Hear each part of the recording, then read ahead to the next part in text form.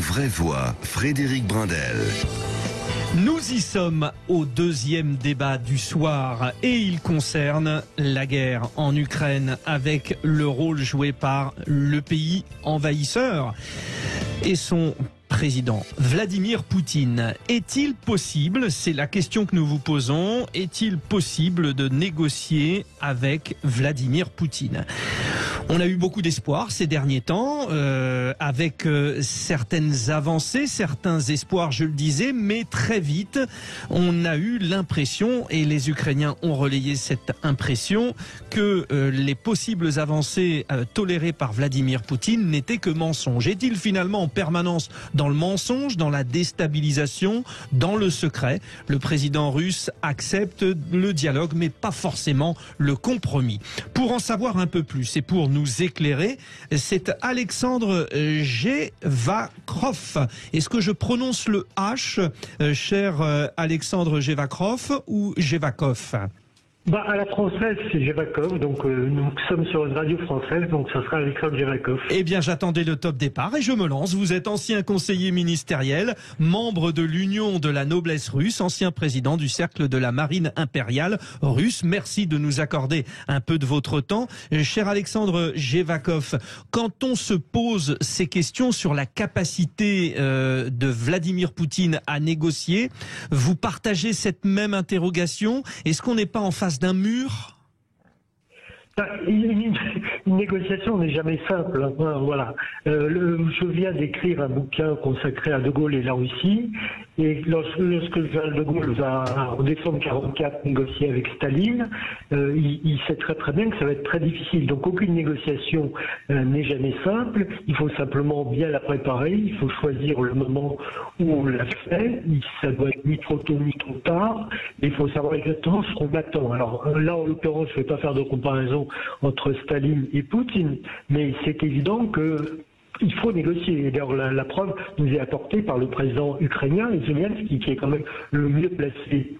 Alors, nous avons des petits problèmes de son. On a bien entendu ce que vous aviez dit précédemment, mais il a vraiment fallu tendre l'oreille. Donc, on essaye de faire les réglages de son. Je vais en profiter, cher Alexandre Gevakov, peut-être pour donner la parole à nos vraies voix, mais pour rappeler que parmi les avancées possibles, il y a le retrait de la centrale de Tchernobyl, il y a la possibilité donc d'un cessez-le-feu dans la ville assiégée de Mariupol pour permettre un couloir humanitaire et évacuer donc les populations qui vivent un drame. Donc ce sont autant de concessions qui semblent être acceptées, mais qui, un petit peu dans l'idée de la volonté de se retirer de Kiev, sont tout de suite suivies de grosses interrogations, de savoir est-ce qu'on peut vraiment faire confiance. Votre avis déjà, Philippe Bilger? Vous avez raison, et je rejoins Alexandre Gevakov, aucune négociation n'est facile. Mais j'ose dire qu'avec Vladimir Poutine, cette difficulté est amplifiée. D'une part, et au risque de faire un procès d'intention, j'ai l'impression que sa psychologie, sa personnalité sont malaisées à appréhender, en tout cas relativement rétives à tout compromis.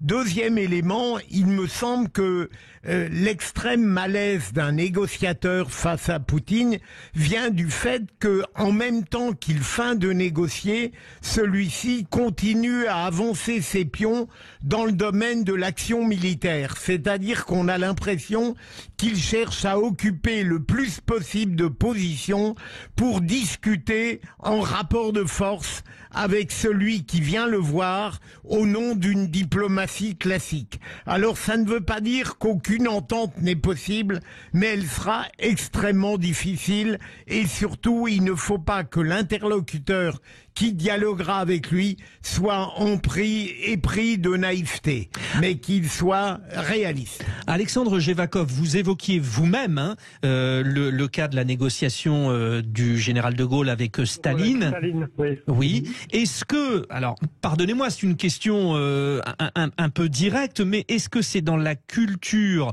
des présidents russes ou soviétiques de proposer une négociation très très rigide? Non, mais ce que vient de dire Philippe Bilger est tout à fait avéré. Les Moscou négocient en rapport de force. Et Moscou négocie sans aucune naïveté. Voilà, donc il faut effectivement ne partir à Moscou ou en toute cause négocier avec eux en sachant exactement si le rapport de force est favorable. Ou si, donc, encore une fois, c'est très difficile parce que Moscou joue sur plusieurs tableaux, à la fois diplomatiques et militaires. On voit bien, et M. Macron a cru à un moment que ce que lui disait le président Poutine devait être pris au premier degré. On voit bien que la diplomatie est une accumulation de mensonges. Simplement, à un moment, on arrive à franchir l'étape du mensonge parce que effectivement quelque chose se produit. Donc, il ne faut absolument pas se presser, il ne faut absolument pas croire tout ce qu'on dit et tout ce que les Russes disent, pas plus d'ailleurs que les Ukrainiens eux-mêmes ne doivent pas uniquement dire la vérité. Donc, encore une fois, c'est très très difficile, mais ce que je voulais dire simplement, c'est indispensable de négocier parce que on peut pas continuer à faire la guerre. Je pense à ces malheureux Ukrainiens, je pense aux réfugiés, je pense aux conséquences économiques en Europe et en dehors d'Europe. Donc, il faut obligatoirement négocier. Ça, c'est quelque chose d'indispensable. Effectivement. Alors, restez bien avec nous, Alexandre Jevakov. Je vous confirme qu'on vous entend un peu mieux. Hein, donc, continuons comme ça, merci. Sans trop bouger, voilà. Et ça sera parfait. Vous évoquiez les Ukrainiens. Je vais reprendre les propos de l'écrivain ukrainien Andrei Kourkov. C'était dans Le Figaro. Il disait « La guerre pourrait durer jusqu'à la mort de Poutine ». Lydia Guirous, quand on entend ça, alors, bien sûr, Alexandre Jevakov nous a d'une certaine manière un peu rassurés, mais ça semble quand même très difficile avec cet homme. Oui, enfin moi je n'ai pas d'autres informations que ce que je peux entendre et lire dans les médias. Je pense que dans ces moments-là, il y a effectivement un rapport de force. Il faut aussi démontrer une détermination, et c'est les propos de cet auteur dans Le Figaro. Démontrer qu'ils sont prêts aussi à résister jusqu'au bout à cette agression russe.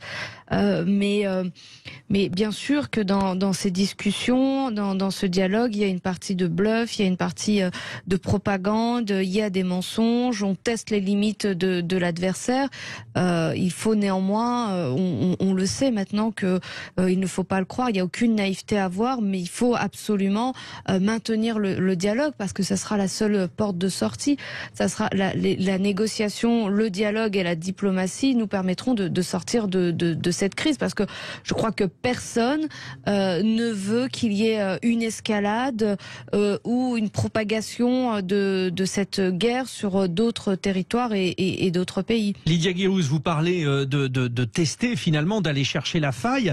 Alexandre Jevakov, où est peut-être la faille de Vladimir Poutine? Il a été évoqué par exemple lorsque la diplomatie par le sport a été lancée, que ça pouvait le toucher. Est-ce qu'il a des points sur lesquels on peut appuyer?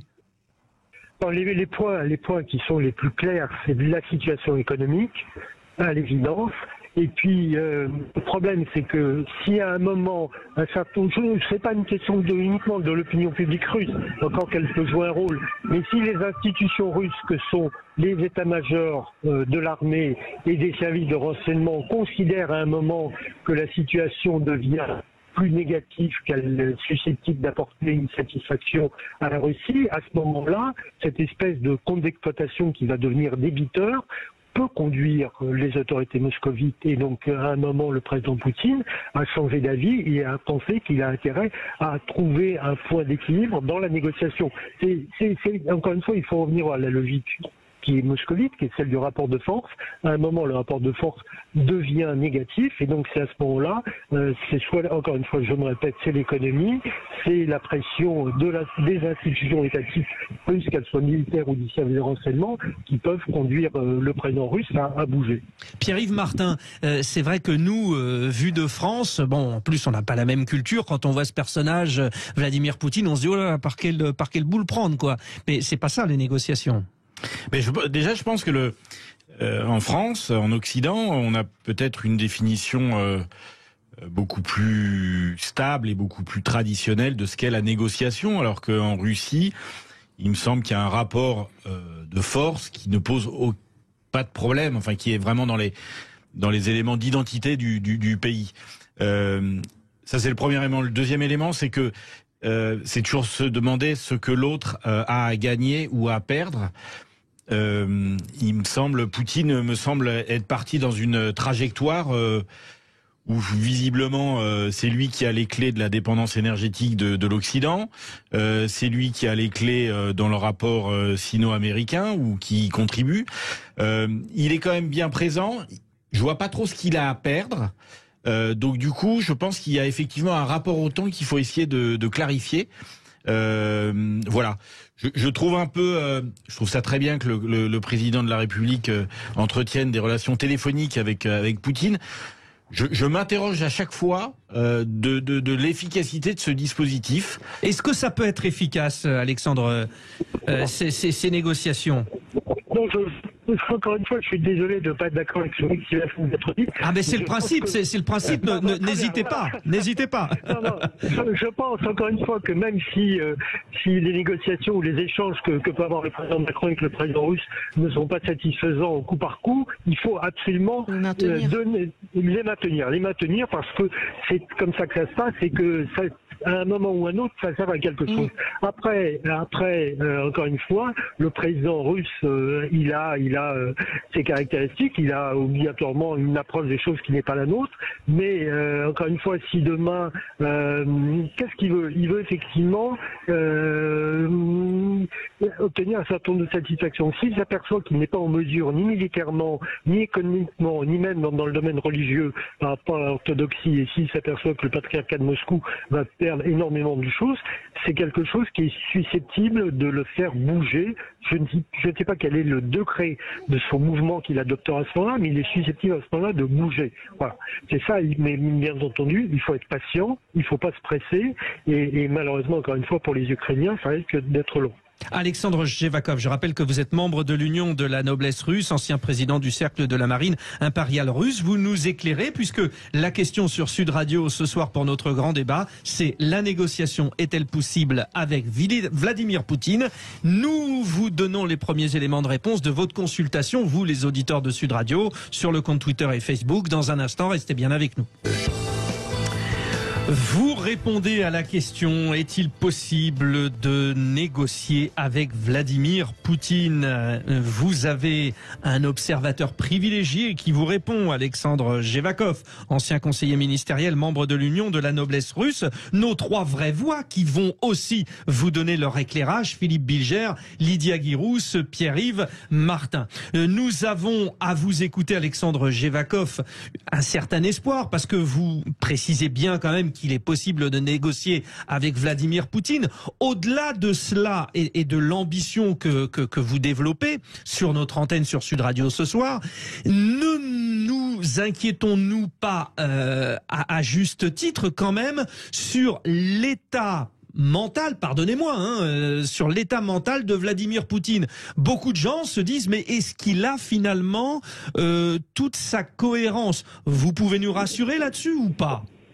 Non, parce que je suis ni médecin, ni psychiatre, ni psychologue, et que je n'ai jamais été dans la tête de l'intéressé, donc je ne me hasarderai pas à apporter de jugement là-dessus. Je laisse ça aux médecins, si vous en connaissez, ou aux experts psychanalytiques, si vous en avez sous la main. Alors écoutez, nous les connaissons, mais encore faudrait-il qu'ils puissent avoir accès à Vladimir Poutine pour la consultation. Je suis sûr que les services de renseignement français et autres se sont livrés à l'exercice. Oui, alors c'est sur ce thème où je voulais aller. Philippe Bilger, peut-être une intervention, parce que la clé est aussi ça, sur les réseaux d'information qu'ont les Américains et les Français. J'aimerais demander à Alexandre Jevakov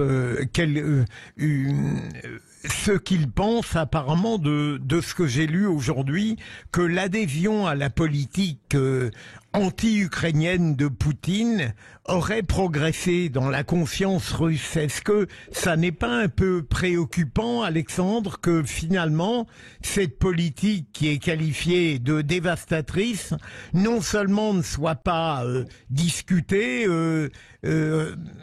battue en brèche, mais qu'elle inspire un plus large assentiment. Est-ce que c'est inévitable? Et pardonnez-moi, j'ajoute à la question de Philippe Bilger, les services de renseignement américains ont déclaré Poutine est mal informé par son entourage, ils ont peur de lui révéler les pertes militaires. Donc adhésion ou peur? Allez-y Alexandre. Sur la question de Philippe Bilger, je pense qu'il est très très difficile de répondre de manière raisonnable et intelligente. Ce que je sais simplement, c'est qu'il y a quand même des milliers de Russes qui ont quitté la Russie pour partir en Finlande, en Arménie, en Turquie notamment, parce qu'ils sont totalement hostiles à ce qui se passe depuis un mois. Donc ça, c'est quand même un signal qu'il faut pas oublier.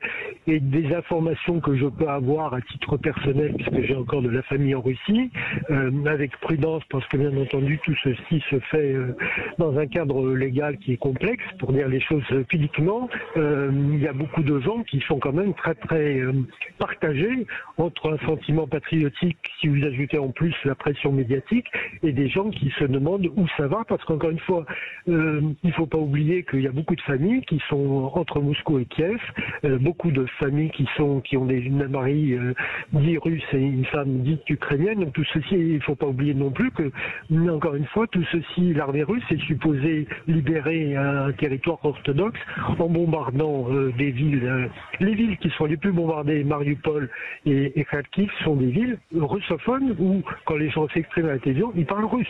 Donc encore une fois, c'est quand même des choses qu'on voit, y compris à la télévision russe, et on peut se poser des questions. Et les gens se posent des questions. Alors, est-ce que c'est des minorités ou des majorités? Je suis totalement incapable, mais tout le monde n'est pas aveugle.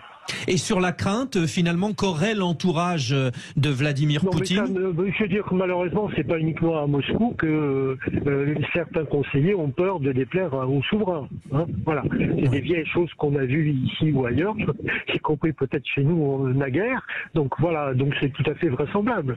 Moi, je sais que dans le cas du patriarcat de Moscou, sur lequel j'ai un peu plus d'entrée qu'ailleurs, qu'effectivement, le patriarche de Moscou ne sait pas aujourd'hui de quelle manière un certain nombre de ses propos ont suscité des réactions extrêmement négatives auprès de ses représentants dans les pays européens. Alors, juste un mot sur la question que nous avons posée aux auditeurs de Sud Radio. La négociation est-elle possible avec Vladimir Poutine? Les auditeurs de Sud Radio vous suivent, hein, Alexandre Jevakov, puisqu'ils disent oui à 84%. Pierre-Yves Martin. C'est bien. Je suis très surpris en fait par ce retour des auditeurs. En tout cas, ce qui est positif, c'est que c'est au moins tranché. C'est pas un score qu'on peut contester. Je trouve quand même. C'est un peu symbolique de ce que vous dites. Oui, je vous sens hésitant, Pierre-Yves, mais c'est une information en soi. Parce que les Français semblent finalement ne pas percevoir précisément qui est ce personnage, Vladimir Poutine. On parle par exemple du général Éric Vidot, chef de la direction du renseignement militaire, qui a quitté ses fonctions hier. Il l'a quitté de sa propre volonté, mais consécutivement à la déclaration du chef d'état-major des armées, le général Thierry Burkhardt, qui a déclaré: les Américains disaient que les Russes allaient attaquer, ils avaient raison, pas nos services. Est-ce que les Français, vous qui êtes au cœur de cette relation, Alexandre Jevakov, ne se sont pas coupés de cet environnement russe? Non, attendez. Moi, j'ai servi, tout à l'heure, on a pu vous rappeler que j'étais conseiller ministériel. J'ai été 5 ans conseiller d'un ministre de la Défense. Voilà, et ensuite, j'ai sévi dans plusieurs autres, sévi, si je veux dire, dans plusieurs autres ministères régaliens. On a toujours gardé des relations avec les Russes.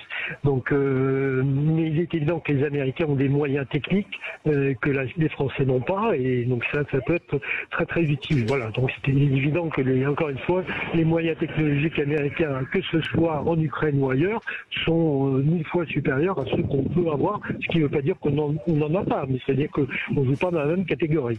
Lydia Guérousse? Je suis désolée, je n'ai pas écouté. Eh bien, c'est pas grave.